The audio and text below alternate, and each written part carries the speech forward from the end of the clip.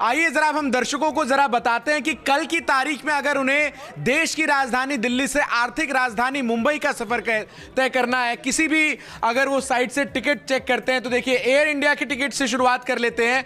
Air India की ticket कल की अगर हम आपको बताएं नॉन स्टॉप तो वो 38,676 रुपए की है और ये दाम टैक्सेस के बिना है। इसके बाद आप इसमें टैक्सेस जोड़िए, देर रात की 9 बजे की फ्लाइट के दाम आप देखिए 38,000।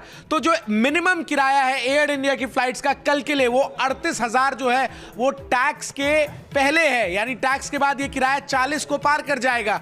यानी जो इंडिगो में इस वक्त संकट है, जिस तरीके से इंडिगो ने तमाम फ्लाइट्स को कैंसिल किया, उसका असर दिल्ली मुंबई पे पड़ा, वो हमने आपको दिखाया। ये चीपेस्ट फ्लाइट की कैटेगरी में है। अब आइए आपको मुंबई से इधर बेंगलुरु की टिकट प्राइस बताते हैं कि अगर आपको दिल्ली से बेंगलुरु जाना है कल तो आपको कितने पैसे देने होंगे। ये देखिए सबसे आकाश एयरलाइन की फ्लाइट है, 2 घंटे 45 मिनट में आपको पहुंचा तो देगी बेंगलुरु, लेकिन पैसे आपको 39,101 रुपए देने होंगे। यानी ये दाम जो है वो टैक्स के बिना है, टैक्स जोड़ लीजिए इस पर तो ये 40,000 को भी पार कर जाएगा। यानी आप दिल्ली से बेंगलुरु जाते हैं तो आप तमाम एयरलाइंस की बात करें, नीचे की तरफ हम जाएंगे, आकाशा के बाद स्पाइस जेट, इसके अलावा भी और एयरलाइन। ये देखिए स्पाइस जेट की जो डायरेक्ट फ्लाइट है वो 43,213 रुपए की है। तो ये कुछ स्थिति है देश के अलग अलग एयरलाइन कंपनियों द्वारा इस वक्त जो वहां की स्थिति है।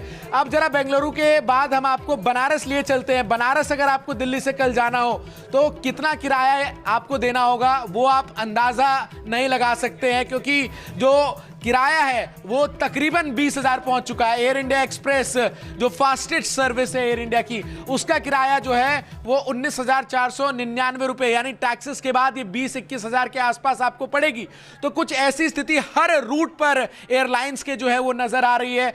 आप देखिए स्पाइस जेट की फ्लाइट 25,778 रुपए की आपको मिलेगी। एयर इंडिया तो एक का नुकसान जो है वो दूसरे के लिए फायदा एयरलाइंस किस तरीके से बना रही है, और डीजीसीए समेत जो तमाम अथॉरिटीज हैं उनको जल्द से जल्द इस पूरे मामले को लेकर संज्ञान लेने की जरूरत है। अब लखनऊ अगर आपको जाना है दिल्ली से, बाय रोड भी ट्रैवल करने का एक रास्ता है दिल्ली से, लेकिन अगर आप एयरलाइंस के जरिए जाने का सोच रहे हैं तो किराया देखिए 16,937 रुपए जो है वो एयर इंडिया का किराया है। 17,000 के करीब जो है वो एयर इंडिया एक्सप्रेस का किराया है। तो कुछ ये स्थिति है देश के अलग अलग एयरपोर्ट्स पर अगर आपको सफर करना है, देश के अलग अलग राज्यों में अगर आपको एयरलाइंस का इस्तेमाल करना है, फ्लाइट लेकर जाना है। 21,000 की टिकट आप दिल्ली से लखनऊ की, कल्पना कीजिए दिल्ली से पटना की भी हम जरा कोशिश करेंगे दिखाने की कि दिल्ली से अगर पटना जाना हो यहां पर तो जो किराया है वो कितने का है, क्योंकि लगातार जो दाम है वो बढ़े हैं और उसका असर किस तरीके से